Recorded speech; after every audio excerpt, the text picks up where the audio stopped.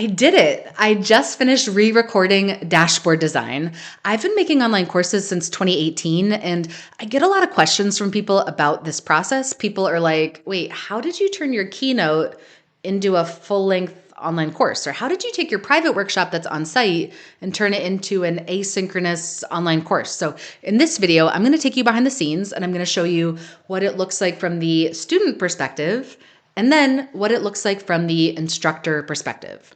Okay, so first up, the student perspective. For the participants, it looks like this. Here are all of the lessons and videos and materials on the Teachable platform.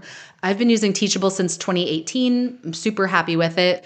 The students see the module or category names over here, plus all the videos, the video lengths. They can press play on the videos. They can turn the subtitles on or off. And then they can scroll down and they see the your turn stuff to make sure they're not just sitting there passively, but they're actually commenting, discussing, thinking, doing. They get the transcript. They get all sorts of materials, PDFs and Excel files. I'll tell you more about those and how I create them. And then there are discussion boards down below where they can comment. And then I read through these and respond a bunch. Let's see, what else is in the videos? Because this is just a 3-minute welcome video. Some of them look a little bit different from this, like this one. This one's more in depth, 28 minutes. So people see a preview thumbnail of what they're gonna make in this module. They play it, they can turn the captions on and off. They also get timestamps on this video, which I started adding for dashboard design based on requests from students. It takes more time to add, but I think it is well worth the effort on my end to have a better payoff for the students so they can fast forward, they can rewind. The beginners like to watch everything a second, third, fourth time. I tell the advanced people with my voice as we go, I'm like, this is exactly what we covered in the last module. Remember in lesson 3, you learned about XYZ, so you can skip the next 5 minutes if you want. I give them permission to fast forward and skip ahead. I don't want to be the person slowing them down if they already know what they're doing. Your turn, recommended resources, links to blog posts, YouTube videos, transcripts, discussion boards, etc. Okay, so this is the main course of all the lessons, videos, materials. They also get a private LinkedIn community, the Data Wizards, where they can comment and post questions of their own about Sankey diagram questions, for example. They also get weekly emails letting them know when each module is released. I use Kit for this. Kit and Teachable integrate really well with one another. That was a very intentional choice when I was thinking about which newsletter provider to use. I used to use MailChimp, but Kit and Teachable are besties. They're like besties wound together like that. So I write all these messages in advance. I might include a thumbnail or a preview, info about logging in, what's inside each module, tips on how much time to set aside, etc. All of this is written in advance and then it's scheduled, right? I can decide what days, what times, what time zones to send it out in. The students don't see this. They actually see like this, right? It would look like this in their email when they get it, okay? Okay, videos, LinkedIn, emails. Oh, and they get office hours. I hold office hours at least 25 times each calendar year. Last year, I think we did 31 or 32. I did some bonus lessons in there. We meet on Zoom. They have to register on Zoom, which register just means like they add their name and their email address. You can see that these are scheduled for all different days of the week, sometimes Mondays, sometimes Tuesdays, all different times of day. We have people from all the time zones. So sometimes I'll do 9 a.m. Eastern, sometimes I'll do 7 or 8 p.m. Eastern because that's what works better for people in other continents, of course. And then we probably get 10 or 15 people live each week. And for people who can't make it live, they can watch the recordings, which are posted in a course on Teachable.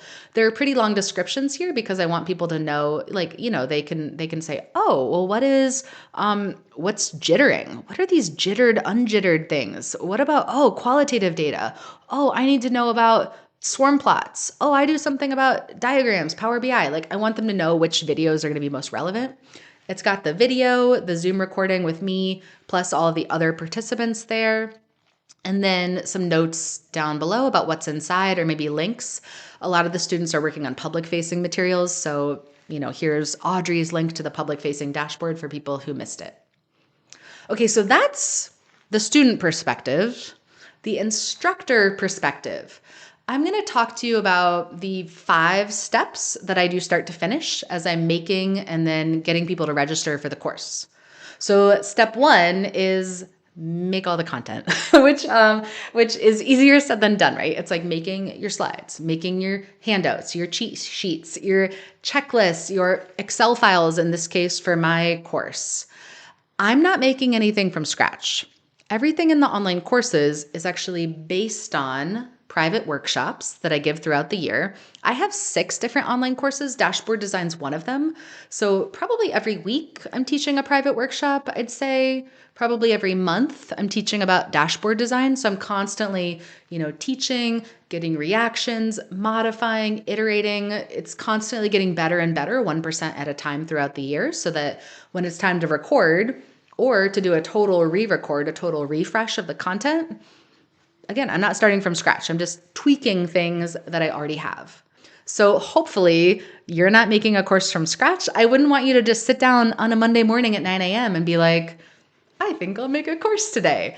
You should actually have experience in the topic. You should have taught about it many, many times before and refined the material before you record it. And it's like, what are you teaching? Well, that should be based on real life experience that you have. Hopefully that's obvious. But I think a lot of people think I just pull ideas out of thin air. No, it's based on real life projects, of course, and all the consulting I've been doing for more than a decade with all of these groups. Okay, so step 1 is make all your materials. Step 2 is record. I've tried a few different recording software platforms, and I am most comfortable with Camtasia. I've had the most luck with Camtasia, like good old Camtasia recently. It looks like this behind the scenes. It's what I'm using right now to talk to you. Make the materials, record, edit. I also do my editing in Camtasia. Really simple stuff, like I trim off the first few seconds, the last few seconds. If I totally misspeak in the middle and trip over my own words, I might trim out a section in the middle. Pretty straightforward. Make the materials, record, edit, upload everything. I upload everything. These are optional, but not so optional. I add all of the transcripts and the captions. I used to not do this, but people love having transcripts and captions. This is Descript, which has I think they have a free version. I have the paid version though, based on how often I use it. You can also record directly through Descript, but then the video files are massive. They're so massive and they just slow down everything. They're hugely huge files. That's why I use Camtasia now to record. But you just take your edited video, you upload it, and then probably takes about 5 minutes. It does its magic behind the scenes. And then it gives you, look, you can export the Word doc that I copy paste and put in the lesson and the subtitles file. Okay, so it looks like this. Let me X out of this so it's not playing behind the scenes. This is what Teachable looks like behind the scenes. I showed you what Teachable looks like for students, right? It's like all of this, all the lessons, all the syllabus. But behind the scenes for me, I see the syllabus this way. For example, I'll show you, I don't know, like this one. Pretty easy. You add, like if I wanted to add to this one, I would just add my content. I add the video. And then once you've got the video there, you can replace the thumbnail, which I think I made in PowerPoint. Sometimes I've used Canva for these, just so people have a preview of like what they're going to do. Sometimes it's a screenshot of the Excel file. You upload the subtitles. That's it, right? Like couldn't be easier. That's why I like using Teachable for this. You can add text or images down below. That's where I add things like timestamps, your turn, resources, more transcript stuff. You can turn the comments on. Pretty easy. Okay. Step 5 is you have to get people to sign up for your course. I'm a course creator, not a marketer. So I feel like the marketing side needs its own video. If you've got questions about that, let me know. I will happily comment and tell you everything I've learned the long, hard way over the years. Course creators often think you make this perfect course and you publish it and you put it on the internet and then people just magically sign up. And that is not true. That is not true at all. There is so much that goes on behind the scenes. I would say that it takes about as long to make the course as to get people to actually sign up for it. So if it takes 100 hours to make your course, you should spend 100 hours or expect to spend 100 hours getting people to actually sign up for it. I've had 330 people in this dashboard design course so far, and I've had over 10,000 people, maybe 10,200, 10,300, something like that, sign up for all of my online courses.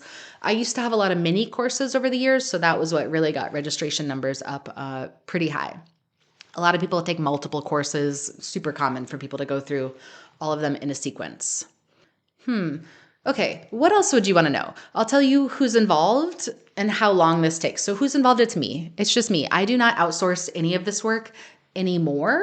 I had virtual assistants in the past, but now it's me plus outsourced to technology. So I'm not outsourcing to a person, but I am letting Descript do all my captions. I'm letting Kit send out all my pre-written emails. I'm letting Teachable handle all of my password reset questions that students inevitably have, especially if they sign up for multiple courses year after year after year. I let Zapier do all the linking behind the scenes. Dashboard design is actually a bundle. So when people register for one course, I want them to automatically get a bunch of other courses and to start their email sequences and to get Zoom info. That's what Zapier does behind the scenes. It's a massive linking machine. Okay, how long it takes. Dashboard design has 7 brand new modules, and I think it took 1 day to record each one and 1 day to edit each one. So probably 14 days total for this re-record. That's a big undertaking, but not. It's a big undertaking in that I considered teaching it live. I considered doing like a few afternoons in a row over Zoom, doing a live version of the course, which would have taken like 3-4 afternoons in a row, but instead it took 14 full days. But it is a super high quality, way better quality than I could teach live, if I'm being honest, because if I mess up, I can restart where you can't do that live. And there's more detail about things that I wouldn't be able to do live. And just it accommodates more time zones than if it was live. So it takes a while, but not. It's not taking like forever and ever. You know, what is this, like less than 3 weeks total to make a course that's had 330 people sign up? I think that's a great investment of my time. What types of questions do you have? Hopefully this was helpful behind the scenes to see what it looks like for students and for instructors. Comment, comment, comment. I'll answer as many of your questions as I possibly can.